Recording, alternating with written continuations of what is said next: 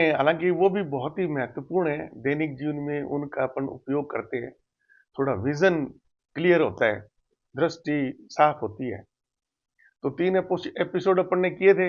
एक तो जो हमारी बहुत ही शुभ संख्या है 108, उस पर, दूसरा रुद्राक्ष पर, और तीसरा रत्नों पर। तो अब हम पुनः अपनी पूर्व स्थिति में लौटते हैं। तो पीछे के दो एपिसोड अपन ने किए थे जिसमें दैनिक जीवन में जिनको अपन जीव और निर्जीव कहते हैं, और विज्ञान भी, आधुनिक विज्ञान है, जंतु विज्ञान, वो भी उनको जीव, निर्जीव और कुछ बीच के ऐसे जीव भी हैं, है ना, जो कि उनकी परिभाषाओं में नहीं आते वो। तो अभी तक उनका कोई निर्णय नहीं कर पाए वो उनको जीव माने या निर्जीव माने। तो विज्ञान की भी अपनी क्या एक सीमा होती है। और आधुनिक जो विज्ञान है, और जो मेन तो वही मान लो कि उनके जो रिजल्ट्स हैं जिनके आधार पर नोबेल प्राइज मिलते हैं। उस दिन एक भूल गया था, एक और नोबेल प्राइज है मेडिसिन का। तो मेडिसिन में भी नोबेल प्राइज मिलता है। लेकिन इसमें जो बिल्कुल कंक्रीट जो साइंस है ना, बेसिक, वो फिजिक्स है। किसी भी इंजीनियरिंग के फील्ड में कोई नोबेल प्राइज नहीं है, ठीक है ना। और क्योंकि जितनी भी इंजीनियरिंग वगैरह की ब्रांच है, टोटल कंप्यूटर इंजीनियरिंग ले लो, मैकेनिकल ले लो, एरोनॉटिक्स ले लो, दुनिया भर की मैकेनिकल, माइनिंग वगैरह इंजीनियर की स्ट्रीम है, आर्टिफिशियल इंटेलिजेंस वगैरह, ये सब टोटल इंजीनियरिंग की स्ट्रीम ही है।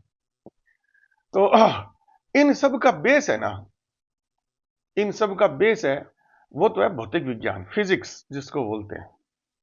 पदार्थ की क्या है, ये पदार्थ जो संसार हम देख रहे हैं ना, संसार में केवल पृथ्वी नहीं है, पूरा ब्रह्मांड शामिल है। वो है क्या, उसके मूल में कौन सा तत्व है, वो कौन सी चीज है जिसके ही इतने रूप बदल बदल कर हमें ठोस, द्रव, गैस, मूर्त, अमूर्त, जितनी प्रकार से आप इसकी व्याख्या कर सकते हो, उसका मूल तत्व ढूंढने में जो अपने वैज्ञानिक लगे हुए हैं अभी तक। अभी तो बहुत ही थोड़ी खोज हुई है, अथाह सागर सागर पड़ा है ज्ञान का, अथाह भंडार जहां पर खोज होने बाकी है।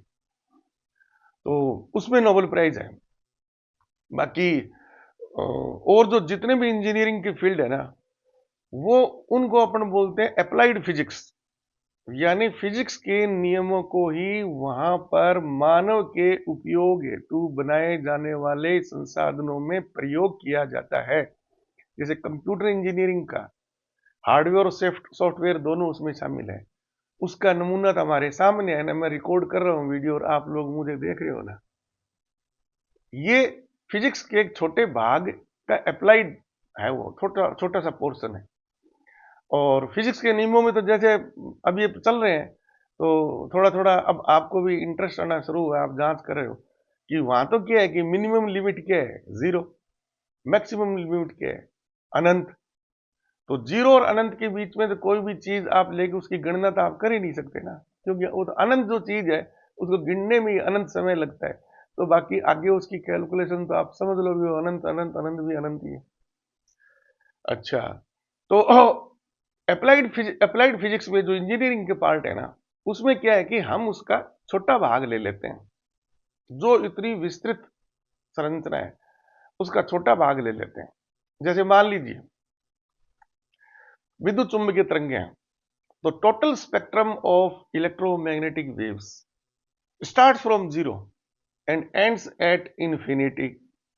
एट तो बोल नहीं सकते क्योंकि इंफिनिटी कोई पर्टिकुलर संख्या है, तो गणित की भाषा में इसको बोलते हैं टेंड्स टू इंफिनिटी। इंफिनिटी के साथ में हमेशा टेंड्स टू होता भी, अनंत की तरफ इंगित है ये। और अगर आपने काउंटिंग कर ली किसी चीज की, फिर तो अनंत तो है नहीं ना।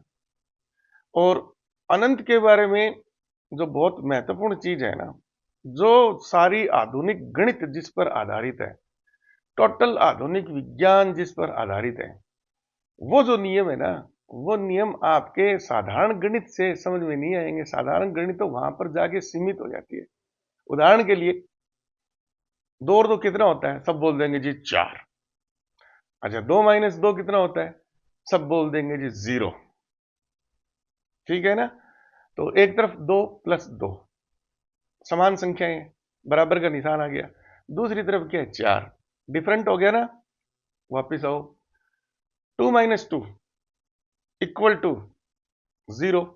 अब इसमें एक तरफ लेफ्ट साइड में 2, फिर माइनस, फिर 2, सेम संख्याएं हैं, और फिर इक्वलेंस आ गया बीच में, और राइट साइड में क्या है 0।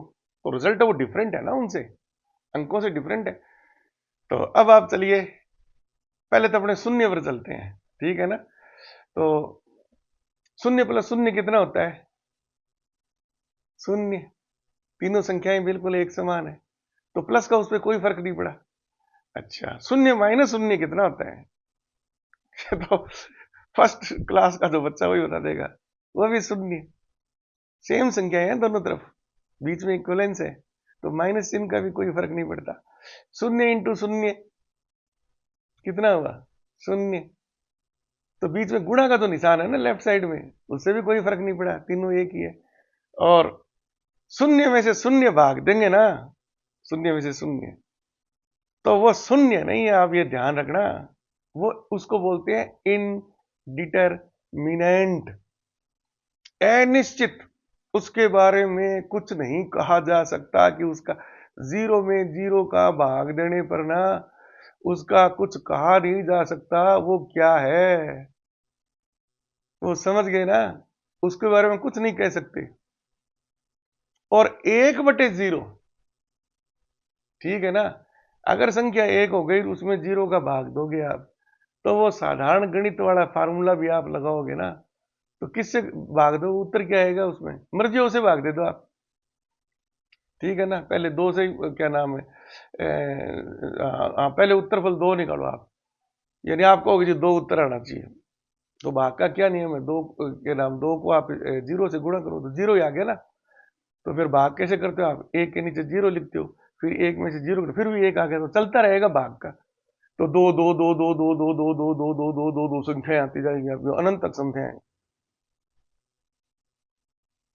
3/3 जीरो कर लो, 4/0 करोगे तो 4 4 4 4 4 4 4 4 अनंत। 10/0 0 अनंत। तो किसी भी संख्या में 0 का भाग देने पर तो आता है उत्तर अनंत, और 0 में 0 का भाग देने पर उत्तर आता है अनिश्चित, अनसर्टेन। उसके बारे में कुछ नहीं कह सकते आप, मर्जी हो संख्या ले लो वो उसमें आ जाएगी। तो क्या उत्तर दोगे आप? ये है आधुनिक गणित, जिस पर ये सारी गणनाएं आधारित है। आप कहोगे जी तो थोड़ा काल्पनिक हो, अरे जमा क्यों नहीं, तुम यार मोबाइल देख रहे हो ना यार, तुम रॉकेट को चांद पर जाते देख रहे हो ना यार, ये उसके रिजल्ट है, हकीकत है, ये ऐसी है। असली असली जो गणित है ना, वो ये उसका कठोर धरातल है। तो जिस चीज की अपन जा रहे हैं ना पहचान करने के लिए, वो उतनी ही कठोर धरातल पर वो है वस्तु, वो जो तत्व है। जब आप उसको उसको समझना शुरू कर देते हैं ना कि ये है, ये तो भाई असीमित अनंत, क्या मतलब आप उस तत्व को कह सकते हैं भाई उसकी कोई सीमा ही नहीं है, वो है असली चीज, उसको बोलते हैं परब्रह्म। अब क्या है कि सामान्य मनुष्य है ना, क्योंकि अपन अभी मृत्यु लोक पर है, तो अपने क्या है कि बहुत सी चीजों में मोह भी है, बहुत सी चीजों में प्यार भी है, बहुत सी चीजों से अपन घृणा भी करते हैं। और है ये जो अपने शारीरिक जो ज्ञानेन्द्रिय और कर्मेंद्रिय है ना, उसकी जो तृष्णाएं है ना, अभी हमें केवल उनका अनुभव है। तो हम क्या कि थोड़े से निराश हो जाते हैं, जैसे उम्र के हिसाब से होता है आशा और निराशा, है ना। तो जैसे कि मान लीजिए 25 साल का कोई युवा है, तो उसकी जो शारीरिक संरचना है उसके प्रकार से उसमें जो हार्मोन्स डेवलप होते हैं, है ना, वो युवा होता है, तो अपोजिट जो सेक्स है उसके प्रति उसका लगाव उत्पन्न होता है। और वो लगाव ईश्वर की देन है, अगर वो लगाव उत्पन्न नहीं होगा तो वो अपोजिट जो भी सेक्स है उससे वो शादी नहीं करेंगे, जैसे अपने सामाजिक रूप से उसको बोल देते हैं सामाजिक बंधन। और बाकी पशु पक्षियों और इत्यादि जो वनस्पति है उनमें उस प्रकार का कोई संस्कार नहीं है, तो शादी होने के बाद में संतान उत्पन्न होती है। तो इसी से ये सृष्टि पूरी चल रही है, तो ये ईश्वर के नियम है ये। तो वो जो है ना, तो उस वक्त उसकी तृष्णाएं अलग हो जाएंगी भाई, उसने तो संसार के जो सुख है जो रस है उनका उपभोग करना शुरू किया। तो आज उसको अपन बोलते हैं भाई चल तेरे को ये परमात्मा वाला स्वरूप तू देख ले, है ना, तो वो तो चिढ़ेगा, वो कहेगा अरे क्या है ये कोई बात हुई क्या, है ना। तो उस वक्त उस युवा को बोल दे कि तू यार बड़ी अच्छी फिल्म लगी है ना, उसको देखने के बजाय तू सो जा आराम से घर में, तो वो जो नींद है ना, वो उसको पसंद नहीं आएगी। वो कहे नहीं यार, सो तो बाद में लेंगे, फिर सो लेंगे यार, चलो आज आज नहीं सोए तो क्या फर्क पड़ता है, थोड़ी आंखें जल जाएंगी, दूसरे दिन ठीक हो जाएंगे।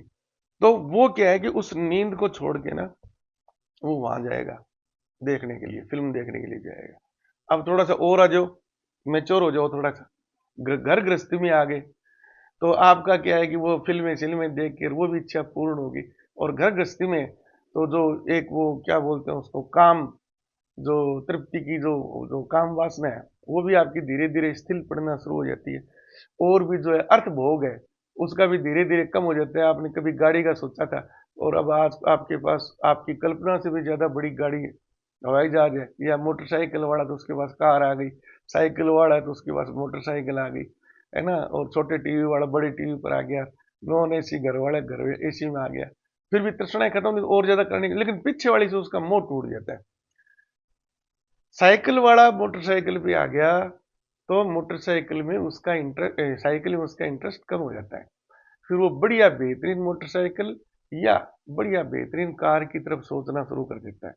और जब वो कार पे आ जाता है ना, तो फिर मोटरसाइकिल कौन से ब्रांड की और कितनी की आती है, उसका इंटरेस्ट उसमें खत्म हो जाता है। तो हकीकत तो है ये, ठीक है। और फिर जैसे अभी वानप्रस्थ आश्रम में आपके सामने बाबा जी बड़े बैठे हैं, है ना। तो हम क्या है कि उस लेवल से ऊपर चले गए, है ना। बच्चों को पढ़ा, बच्चे भी उत्पन्न हो गए, बच्चों को पढ़ा भी दिया, और बच्चों को वो अपने अपने भाग्य के हिसाब से वो जो भी है, कामयाब को कुछ भी को, है ना, वो अपने जीवन आनंद मंगल में वो कर रहे हैं। उनको हमें हमारी उनको जरूरत नहीं है। वो नहीं कहते भी कि पापा जी हमें कुछ पैसे दे दो, या आप हमारे घर में कोई काम कर दो। वो उनके अपने बच्चों के हिसाब से नौकर चाकर गाड़ी वगैरह सब उनके पास में। तो हम दो मियाँ बीवी है। तो अब हम क्या है कि आज हमें कोई ये कहे जी आपको वो बड़ी अच्छी सी मिठाई खिलाएंगे और आपको वहां ले चले, फिर शारीरिक व्याधियां, शरीर भी कमजोर होना शुरू हो जाता है धीरे धीरे, है ना। तो किसी जमाने में उसको मीठा बड़ा पसंद था, और अब उसके शुगर है, डॉक्टर कहते हैं जी अब वो चीनी विन्नी कम खाओ वरना ना आपका ये गड़बड़ हो जाएगा मामला, फिर आप हॉस्पिटल आने लायक नहीं रहोगे। तो अपने आप ही उनका मुंह कम हो जाता है। अपन उनको कितनी भी वो अच्छी चीज की वो मिठाई के लिए बोलो, वो कहेंगे अरे नहीं आ रहे, तुम लोग ही खाओ वगैरह। और है तो जैसे अब मेरे पोते पोती हैं, तो उनका बर्थडे वगैरह कोई सेलिब्रेशन होता है, तो बच्चे हैं वो, तो उनके जो भी गेस्ट वगैरह, जो उनके क्या बोलते हैं उसको, दोस्त वगैरह, तो रिश्तेदार वगैरह जो आते हैं, तो उनका वो है तो वो जाते हैं होटल वगैरह में, कहीं नहीं घर छोटा पड़ता है वहाँ वो लेंगे सेलिब्रेट का। मियाँ भी घर पे रहते हैं अपना, हम उनको स्पष्ट मना कर देते हैं कि अभी ले जाओगे तो जबरदस्ती हमें घसीट के बेशक ले जाओ वहां पर, कोई हमें तो कोई उसमें मजा आएगा, हम तो यहीं बैठे शुभकामनाएं देते हैं। तो अपने आप ही तृष्णाएं है ना धीरे धीरे धीरे धीरे कम होनी शुरू हो जाती है। और फिर वो क्या है कि सबको फिर ना वो आगे वाला दिखाई देना शुरू हो जाता है कि यार अब आगे का रास्ता क्या है, ये जीवन के उपभोग तो अपने वानप्रस्थ आश्रम में आपके हो गए, जो भी है मतलब गृहस्थ आश्रम में आपकी सारी तृष्णाएं पूर्ण हो जाती है। और मान लो कि कोई का थोड़ा धीमा चल रहा है, अभी उसकी जिम्मेदारी पूरी नहीं है, 50 साल से ऊपर हो गया, जैसे मेरा ही मान लो आप, तो मैं तो 60 साल में रिटायर हुआ था सरकार से, उससे पहले तो मेरी सरकार की जिम्मेदारी थी, तो मैं उनका काम करता था, उसी के आज मेरे को पेंशन मिल रही है। तो मेरा तो वानप्रस्थ आश्रम 60 साल के बाद में शुरू हुआ है। फिर भी 2-3 साल मैंने क्या है कि घर गृहस्थी के जो जमीन जायदाद के और जो होते हैं आपको सबको पता है, तो उनको सल्टाने में जो भी है जिम्मेदारियां पूरी करने में समय निकल गया। अब हम फ्री है, तीर्थ यात्रा करने जाओ, कहीं घूमने जाओ। अब जाने वाले हम होली के बाद में आपको सबसे पहले यात्रा करवाएंगे वृंदावन धाम की, जहाँ अपना ये राधे रानी का परम धाम है अपने इष्ट का। तो वहां आपको साथ लेके चलेंगे, दिखाएंगे आपको क्या जबरदस्त चीजें हैं वहां पर, मजा आ जाएगा आपको, कुछ रस आएगा आपको इसमें। और और उसके बाद में जब आपका संन्यास आश्रम आ गया 75 साल से ऊपर, मैं तो केवल आदर्श स्थिति की बात कर रहा हूँ। और वो व्यक्ति सब वो सभी मतलब महिला या पुरुष या जो भी है ना, वो सभी सौभाग्यशाली हैं जो संन्यास आश्रम में प्रवेश कर गए। तो उन्होंने क्या है कि सब जो ज्ञान अर्जित करना था, जहां घूमना था, पेड़ पौधे पहाड़ नदियां कैलाश पर्वत वगैरह जो देखना था वो सब देख लिया। सब चीजें उन्होंने ना वेद पाठ वगैरह, गायत्री मंत्र का जाप और आरती वारती भजन संध्या प्रवचन वगैरह सब सुन लिया उन्होंने। अब उनका टाइम आता है संन्यास आश्रम में, फिर उनको कहीं जाने की जरूरत नहीं है। फिर वो बैठेंगे, उसको ध्यान बोलते हैं, फिर वो मनन करना शुरू कर देते हैं कि अभी अभी तक जो हमने 75 साल इस भूमि पर गुजारे हैं, मृत्युलोक पर, अब उसका क्या निष्कर्ष निकला है, अब आगे तो जाना है भाई, रुक तो सकते नहीं। युग तो यमराज जी बोलते हैं कि अरे अरे, बड़े मतलब उठाओ, घसीट के ले जाएंगे वो। तो ये भी तो दिखाई देना शुरू हो जाता है ना कि भाई अब आगे की यात्रा अपने को प्रारंभ करनी है ना। तो आदमी सोचता है यार कौन से रास्ते चले, यात्रा तो यहाँ तो बैठ नहीं सकते भैया, ये तो घर तो खाली करना पड़ेगा, आगे वाली जो पीढ़ी है ना उनको देना पड़ेगा, कमरा भी देना पड़ेगा और सारे संसाधन वगैरह, ये सारी धन दौलत है ना, ये यही उनको खुशी खुशी सुपुर्द कर दो तो बहुत बढ़िया है, वरना वो यमराज जी घसीट के ले जाएंगे, यहाँ पर पड़ा रह जाएगा और अपन पीछे मुड़ मुड़ के उस धन दौलत और जो मोह माया में फंसे हुए हैं। किसी ने पोता नहीं देखा और किसी की इच्छा भी पोते की शादी देख ले, कोई कहता है जी पड़पोता नहीं देखा और कोई कहता है पड़पोता। गाँव में देखे होंगे आपने अपने रिश्तेदारों में औरों में, जितने बूढ़े बुजुर्ग महापुरुष होते हैं ना, जिनको तत्व ज्ञान प्राप्त नहीं हो पाता है किसी कारण से, तो वो इन्हीं झंझटों में उलझे रहते हैं, है ना। अब वो कहेंगे, अब वो चला नहीं जाता ढंग से, वो लकड़ी वगैरह चिटिया वगैरह की सहायता से चलते हैं, लेकिन उनके हम उम्र जो दोस्त आते हैं वो पूछते हैं कि और क्या हाल चाल है, और क्या चल रहा है, कि यार बस अब एक इच्छा है, इस पोते की बारात में जाया था तो ठीक था, आत्मा को शांति मिल जाती। चलो मान लो ईश्वर की कृपा हो गई, रूप पोते की बारात में जाए तो आत्मा को शांति मिल गई क्या? नहीं, नहीं। फिर उसके बाद में फिर आप उनसे बात करोगे तो वो इसी प्रकार की बात करेंगे, वो कह रहे नहीं नहीं यार एक ये काम और था यार, वो गंगा जी एक बार हरिद्वार में स्नान कराते तो ठीक था। तो वो तृष्णाएं है ना समाप्त नहीं होती, ठीक है। और जो ध्यान इसी को बोलते हैं, वो दुनियादारी की बातों में और उसमें जो अपना पूरा कंप्यूटर है उसको केंद्रित कर रखा है, वैसा ही डाटा वो ग्रहण कर रहे हैं, तो वैसे ही उनको रिजल्ट मिलेगा। और जो थोड़ा सा विवेक बुद्धि वाले हैं, ज्यादा विवेक विवेक बुद्धि तो सब में है, मनुष्य में है, ज्यादा विवेक बुद्धि वाले हैं, वो सोचेंगे यार वो ठीक है जो भी है, ये झंझट तो चलते रहेंगे, लेकिन आगे का भी तो अपने को कुछ रास्ता देख रहे हैं ना, चारों तरफ रास्ते रास्ते खुले हैं, उसका निर्णय लेना भी अपने को किस तरफ जाना है, वो मनन करते हैं। मनन करने के बाद में जो अंत में जैसे जैसे उनका शरीर भी स्थिर पड़ता जाता है और पड़ता जाता है ना। तो जैसे अब मान लीजिए कि एक बार अपन इस स्थिति से आगे चलते हैं। हाँ, मैं आशा करता हूँ कि जो लोग मेरे जो वक्तव्य जो लेक्चर सुनते हैं ना, तो उसमें वो गूगल पर वो क्या नाम है, इसमें यूट्यूब पर देखता हूँ मैं, तो है बच्चे 18 से ऊपर, 18 से कम तो देख ही नहीं सकते, 18 से 25 वर्ष वाले भी लगभग 8-9% है, और 65 से ऊपर वाले भी करीब 12% है। तो 65 से ऊपर वाले तो कोई सीमा नहीं है, 75 साल वाले भी हो सकते हैं, तो संन्यास आश्रम वाले भी हैं। बाकी जो यूथ है बीच का, उसमें अधिकतम संख्या 45 से जो 65 वर्ष के बीच में युवा है ना, अधिकतम वो देखते हैं, क्योंकि उनको थोड़ा थोड़ा वो 45 वर्ष का वो गृहस्थ आश्रम में, यानी ये मान लीजिए कि मध्य अवस्था में आ गया, वो बीच में आ गया, गृहस्थ आश्रम अपना 25 साल का माने, तो वो 12, 13, 15, 20 वर्ष उन्होंने क्या है कि गृहस्थ आश्रम देख लिया, तो काफी कुछ उनको अनुभव हो जाता है दुनियादारी का। तो वहां से वो कुछ सोचना शुरू कर देते हैं कि आगे आगे क्या रास्ता है। एक मंजिल प्राप्त करने के बाद में अगली मंजिल की तरफ आदमी सोचना प्रारंभ कर देता है। तो तो वो सुनते हैं, उनको इस प्रकार के लेक्चर पसंद आएंगे। अच्छा, 18 साल के जो 25, 18 से 35 है, 18 से 30 ऐसी उसकी रेंज दी है। इस उम्र के क्या है कि अभी उनकी शादियां नहीं हुई है, कॉलेज में पढ़ रहे हो रहे हैं, तो उनके अपने उद्देश्य होते हैं, तो उनका इंटरेस्ट उसमें है ना, जो भी अपने दोस्तों से मिलते हैं, चैट करते हैं, दोस्तों में दोनों शामिल है, मेल फीमेल, और वो उसी इंटरेस्ट के घूमने भी जाते हैं, फिल्में देखते हैं, या जो भी है मनोरंजन है, कोई कंसर्ट वगैरह देखते हैं या और है। तो वो अभी उनके पास, वो कहेंगे यार अभी टाइम पड़ा आगे, और पहले सोचना भी नहीं चाहिए।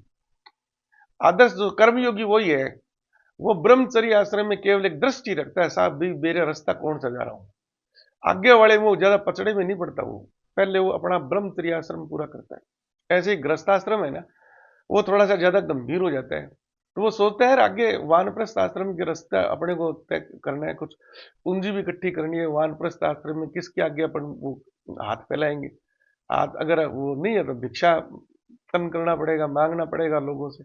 और वो कुछ को ये लगता है, और फिर ये हम नहीं है साला, क्या नाम इसको, सॉरी गलत शब्द निकल गया, माफी चाहता हूँ मैं। वो क्या है कि वो जब मैं इस प्रकार से बात करता हूँ ना, तो मैं क्या है कि जो दर्शक वगैरह है ना, उनमें से मैं अपने हम उम्र साथियों को ही मैं संबोधित करके चलता हूँ।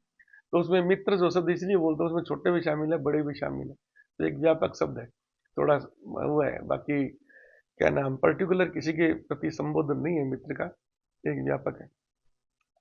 तो वो फिर क्या है कि वो कहते हैं यार गृहस्थाश्रम में ही अपने को सारी व्यवस्था करनी है। जैसे हमारे तो ईश्वर की देन थी, भी सरकारी नौकरी थी, पेंशन के बाद में अच्छी, बस आप समझ लीजिए बड़ी बढ़िया मजेदार वो अपने को आर्थिक वो मिल जाता है महीने वाले दिन। तो हमारे मियाँ बीबी का तो फटा सब काम धड़ाधड़ हो जाता है। बाकी वो क्या बोलते हैं उसको, मेडिक्लेम वगैरह, वो सब जो है गवर्नमेंट की फैसिलिटी है। बीमारी शिमारी की हमें कोई चिंता नहीं है, हो जाएंगे तो जाएंगे तो वहाँ हॉस्पिटल में सब बेड वेड कॉटेज वार्ड तक सब फ्री मिलेंगे। तो उन ब्याधियों से आदमी ऊपर हो जाता है। ये सारी ब्याधियां आपको सेटल कर लेनी है गृहस्थाश्रम में। बच्चों का उसको शादी कर दो, ब्याह कर दो, उसके बाद में उनको वो अपने घर गृहस्थी अपने आप को आगे गृहस्थाश्रम में, तो आप वो अपना आपको अपने वान गृहस्थ आश्रम के लास्ट, जैसे आप वानप्रस्थ आश्रम में प्रवेश करते हैं ना, तो जैसे भी आपकी स्थिति है, व्यापार है, खेतीबाड़ी है, सरकारी नौकरी है, प्राइवेट बिजनेस है या प्राइवेट नौकरी है, तो सब प्रकार की सुविधाएं उसको रास्ते एक निश्चिंत रह जाएंगे आप। अच्छा, फिर ईश्वर आपको 27 वर्ष उम्र दे, आपके जोड़े को भी सही सलामत रखे, है ना। तो आदमी क्या है कि फिर एक स्वार्थी नहीं हो सकता। स्वार्थी तो संन्यास आश्रम तक भी उसको नहीं होना चाहिए। जब वो अंत में परमात्मा से मिलने के लिए इस देह को छोड़ते हैं ना, जिसको अपन दैनिक भाषा में मृत्यु बोलते हैं, है ना, तब क्या है उसको, क्योंकि उसको पता है फिर वो आत्मा ही उसका मतलब अंतिम सत्य है ना, वो चीज है जो इस देह को छोड़ने के बाद में बच गया, जो आगे की यात्रा पर निकलता है। उसको आप कुछ भी बोल दीजिए, उसको आप प्राण बोल दीजिए, उसको आप आत्मा बोल दीजिए, आपको जीव बोल दीजिए, कुछ भी बोल दीजिए, चीज तो एक ही है। अब जिसकी जैसी दृष्टि है ना, जितना जो उसके बारे में जो सोच पाता है, वो उसी प्रकार से उसको नाम देगा वो, ठीक है ना। और क्या नाम, कृष्ण भगवान ने कह दिया यार गीता में, अहम ब्रह्मास्मि, मैं खुद ही ब्रह्म हूं, ठीक है ना। वो खुद ही ब्रह्म का मतलब ब्रह्मांड पूरा खुद ही ब्रह्म है ये, और ब्रह्मांड में हम शामिल हैं। तो हमें भी जो अमूर्त चीज है ना, इस ब्रह्मांड में दो तरह की चीजें मिलेंगी। एक मूर्त, जो आपके मनुष्य की जो ज्ञानेंद्रिय उनको देर को छू के गर्म ठंडा इत्यादि, है ना, वो महसूस कर सकते हो, ठोस है नरम है इत्यादि कुछ चीजें दिखाई देती है, कुछ नहीं। आवाज दिखाई देती है क्या? नहीं दिखाई देती। लेकिन जैसे अपने से हाथ पंखा चलाते ही पता लग गया भी हवा आई है, तो कोई तो चीज आई है जो आपसे स्पर्श की है, वो दिखाई नहीं देती, है ना। लेकिन आप उसको अमूर्त नहीं बोल सकते वो, तो उसके द्वारा आपको अनुभव हो गया ना स्पर्श के द्वारा, तो वो मूर्त है वो। तो ये भी है ना, मूर्त की अमूर्त की जो उदाहरण है ना, शास्त्रों में जो अपने लिखी हुई है, वो एक अलग प्रकार की है। और आधुनिक युग में इनकी देखेंगे ना तो अलग प्रकार की है। क्योंकि आपकी आंखों से तो आपको तो रात को नहीं दिखाई देता भाई, भगवान ने आंखें ऐसी दी है। उल्लू वगैरह बहुत जानवर देखते हैं, लेकिन अपने ज्ञान से अपने वैज्ञानिकों जो अपने आधुनिक ऋषि है, उन्होंने आपको अपने इंफ्रारेड कैमरा दे दिया ना, रात को देखो, आप खूब आराम से देखो से। तो जो पहले आपको नहीं दिखाई दे रहा था, आप उसको अमूर्त बोल रहे थे, है ना, और वो अब आपको कैमरे से दिखाई दे रहा है ना, वो तो वो मूर्त हो गया आपके लिए। तो एक ही चीज मूर्ति रही, एक ही चीज अमूर्त होगी, ये संभव नहीं होता। आपको पहले पूरा उसका डिस्क्रीट वो डिफ्रेंशिएशन करना पड़ेगा दोनों में। तो ये सारी चीजें मनन की चीजें हैं। जैसे जैसे इस यात्रा में आप आगे बढ़ते हैं ना, उसी प्रकार से ही आपका ज्ञान विश्लेषण का तरीका और है, वो बढ़ता रहता है। अब बहुत सब चीजें आजकल तो वैज्ञानिक प्रमाण है, और आपके पास में, है ना। आपने क्या नाम, एक छोटा सा कैलकुलेटर ले लिया, गणना तो वो भी करता है, ठीक है ना। उसके बाद में आपने मोबाइल फोन वाला वो कैलकुलेटर यूज कर रहे हो, गणना तो वो भी करता है, उसमें भी बहुत फर्क है। अच्छा, फिर मोबाइल फोन में भी जो आपकी सीमित डाटा है, उसी प्रकार से वो विश्लेषण करता है कि भी गैलरी दिखाओ तो गैलरी दिखा देता है, यूट्यूब दिखा तो यूट्यूब खोल देता है वो, है ना। और उसके आगे और भी जो सुपर कंप्यूटर है ना, जिनमें एआई सॉफ्टवेयर लगा हुआ है, तो आप जो प्रश्न बोलोगे, जैसे अपन गूगल पर रोज ही करते हैं ना, कि जैसे कल वो जैसे मैंने थंबनेल डालने के लिए गूगल पर सर्च किया, तो तरह तरह के चित्र लाखों की संख्या में वहां पर चित्र हैं, सब प्रकार के रत्नों के वहां चित्र उपलब्ध है ना। अब उसमें आप अपनी मन पसंद से छांटना चाहते हो कि भाई थंबनेल बनाने के लिए कुछ जगह लिखने के लिए भी होनी चाहिए, और हमारा जो उद्देश्य है, जिन नवरत्नों की अपन बात करने वाले वो सारे के सारे उसमें होने भी चाहिए, तो उनमें से छाट लो आप अपने हिसाब से। तो जैसे आप बोलो, तो मैंने ऐसे बोला था कि भाई क्या नाम है, नव रत्नों का सुंदरतम चित्र। तो मेरे सामने जो चित्र आए थे ना, उसमें अधिकतम वही थे जिसमें 9 रत्न थे। कोई बड़ी साइज में दिखा रहा था, कोई छोटी साइज में दिखा रहा था, किसी की बैकग्राउंड स्पष्ट नहीं थी, कुछ और था। तो मैंने अपने पसंद से एक ऐसा छांट लिया। तो वो जो एआई सॉफ्टवेयर लगा हुआ है उस सर्च इंजन में, जहां पर ये गूगल मेंटेन करता है, वो इतना तीव्र, इतना फास्ट विश्लेषण करता है वो, और बहुत हद तक एक्यूरेट भी। हालांकि एक्यूरेसी बढ़ती जाती है जैसे जैसे और सुपर मतलब कैपेसिटी के एआई सॉफ्टवेयर आते रहेंगे उस प्रकार से। तो वो उसने बस एक सेकंड के में अंदर ही अपना सर्च करके सारा ढूंढ कर खट से आपके मोबाइल में भेज दे रहा, आपको दिखा दिया। ठीक है ना? तो ये जो दैनिक जीवन में फिर आगे और चलते जाओ, सुपर सुपर कंप्यूटर जो अपन वहां तक पहुंच गए थे उस दिन, जो अमेरिका का सुपर कंप्यूटर है मोस्ट पावरफुल, ईआई कैप्टन नाम का, है ना? फिर उस दिन मैंने आपको तुलना करके बताई थी, वो मानव शरीर जो मशीन है वो सबसे बेहतरीन मशीन है इस दुनिया के अंदर, कोई मुकाबला नहीं उसका, कोई कंप्यूटर उसके नजदीक नहीं, कोई कुछ नहीं, है ना? तो उससे भी तो अरबों खरबों खरबों खरबों ज्यादा सक्षम है आपका दिमाग। उसकी कैपेसिटी उस दिन मैंने आपको छोटी मोटी गणनाएं करके बताई थी।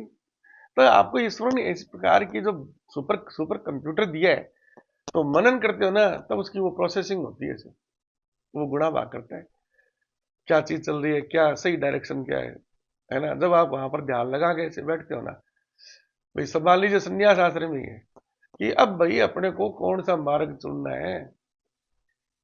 अपना जो इष्ट है उसकी जो मूर्ति आपके दिमाग में दिखाई देती है ना, उसमें विलीन होना है, या कृष्ण भगवान के विराट रूप में विलीन होना है, या कृष्ण भगवान ने जिस परम शक्ति या जिस, जो भी बोल दीजिए आप, परमात्मा का अवतार दिया है ना, कृष्ण भगवान का अवतार ही तो बोलते हैं, विष्णु का अवतार बोलते हैं। ठीक है ना?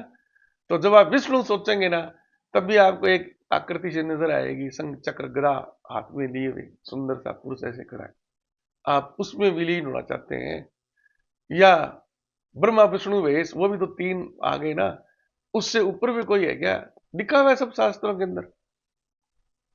कहा यजुर्वेद में है ये, क्या नाम वो श्लोक, पुरातन में एक हिस्सा ही ज्यादा काम लेते हैं, एकम ब्रह्म द्वितीय नास्ति, का ब्रह्म एक ही है, दूसरा कुछ नहीं है, वहां पर एक ही चीज है। तो ये तीन भी नहीं है ना वहां पर, तो वहां पर एक है वो, जिसको अपन पर ब्रह्म बोलते हैं। ठीक है ना? उसमें आपको विलीन होना है। ये ऐसे रास्ता मिलता है लास्ट में, जो अपन शरीर त्याग करने की स्थिति में पहुंच जाते हैं। और एक और भ्रम होता है ना, तो लोग सोचते हैं यार कि क्या नाम ये बड़ा ही यार ड्राई सा लग रहा है मामला, कुछ मजा नहीं आ रहा, है ना? इससे अच्छा तो भजन गाएंगे, संगीत करेंगे, और करेंगे और करेंगे। समझ गए ना? बस अब मैं आप इस टॉपिक को यहीं खत्म करूंगा, लेकिन लास्ट आपको एग्जांपल बता देता हूँ। आप कल्पना करिए आपके घर में कोई इतना बूढ़ा बुजुर्ग आदमी है, जैसे कर मेरे तो दादा वगैरह उस स्थिति में नहीं पहुंचे थे, उससे पहले ही वो भगवान को प्यारे हो गए थे। लेकिन कल्पना कीजिए कि बुजुर्ग आदमी हो, अब उसका शरीर बिल्कुल स्थिर हो गया, आंखें से भी सही ढंग से दिखाई नहीं देता, पेशाब वाला सिस्टम भी गड़बड़ हो रखा है, डॉक्टरों ने वो पेशाब की नलकी लगा रखी है, उसे अपने आप ही पेशाब थैली में बाहर आ रहा है, मलमूत्र भी वो अपने इच्छा से त्याग नहीं कर सकते, वो भी डॉक्टरों ने बाईपास करके वो इंतजाम कर रखा है। किसी के वो डायलिसिस बराबर का वो लगा हुआ है, डायलिसिस का सिस्टम, वो खून भी उनका गुर्दा फेल है, खून भी बाहर साफ हो रहा है और अंदर जा रहा है, यानी वो एक शरीर जिंदा रखने के कृत्रिम तरीके डॉक्टरों के उस पर है। उस वक्त आप उस व्यक्ति से ना जाके पूछिए, श्रद्धेय मानो उसको, अब उसके जो भी मतलब आपकी जो तृष्णा है ना, उस वक्त आपकी जो उम्र है, आप उससे पूछो, जो भी संबोधन आप दे सकते हो, दादा परदादा, अपने घर पे ही लो ना यार, क्यों दूर जाते हो, कि दादाजी बर्फी ले आऊं थोड़ी सी खा लो, अंतिम समय आ गया, कभी मना रहे हो गए, नहीं नहीं यार, अच्छा सा कोई वो संगीत लगा दूंगा, अरे नहीं नहीं नहीं, भजन लगा दूं कोई बढ़िया सा वगैरह, सब सुनाई ही नहीं देता, भजन वजन कुछ नहीं। क्या चाहते हो सब पूछ लो आप उससे, उनसे पूछो ना आप क्या चाहते हो, करे मैं तो चाहता हूं मुझे शांति से ना ऐसे नींद आ जाए, झपकी आ जाए। इसीलिए तो जब लोग मर जाते हैं ना, क्या कहते हैं अपनी दैनिक भाषा में, कि वो जो तो चिर निंद्रा में विलीन हो गए। चिर निंद्रा, निंद्रा कौन सी होती है? असली नींद कौन सी होती है? असली नींद वो होती है जिसमें आपको स्वप्न नहीं आए, कुछ नहीं हो। जैसे आप बहुत खिलाड़ी हो, आप खूब आपने मेहनत की है, फुटबॉल का मैच था, पसीने में पसीना, शरीर पूरा एक्सर्ट हो गया कि अब शरीर के सारे अंग है ना वो आपके आराम चाहते हैं, दिमाग भी, मांसपेशियां भी, सारी चीज। तो आप एक अच्छा सा ढंग का भोजन कर लिया, पानी वानी पी लिया, उसके बाद में जैसे आप बिस्तर पर जाते हैं ना, उस वक्त आपकी कोई चिंता विंता सब दुनियादारी की दूर रह जाती है और आपको एकदम नींद आती है। जब आपके दिमाग में स्वप्न आ जाए और वो स्वप्न आपको जगने पर याद रहने वाला रह जाए ना, उठने के बाद में आप कल्पना करो कि रात को यार मैं सोया था और बाद में मेरे को ऐसे सपना आने शुरू हुए, फिर मैं पेशाब की आदत से उठा था। जो चीज याद रहेगी ना वो निंद्रा नहीं है, वो आपका अर्ध चेतन मस्तिष्क, अर्ध चेतन शरीर है, वो चेतन है वो निंद्रा वाली, चिर निंद्रा वाली स्थिति नहीं है। तो वो अंत में ही बोलते चिर निंद्रा, जब परम शांति से। तो अंत में जो परम शांति से आत्मा जिस महसूस करेगी ना, वो उस परब्रह्म में विलीनता है ना, वो है वो परब्रह्म अनंत शांति। ये सब निष्कर्ष मैं आपको भौतिक विज्ञान के सिद्धांतों से निकाल के दिखाऊंगा। वही है जो मेरे को ज्ञान प्राप्त हुआ, जो साक्षात्कार प्राप्त हुआ। अभी इस टॉपिक को इतने ही रखेंगे बार। धन्यवाद। खूब इसको प्रचारित प्रसारित करो, वीडियो को लाइक सब्सक्राइब वगैरह करो। धन्यवाद।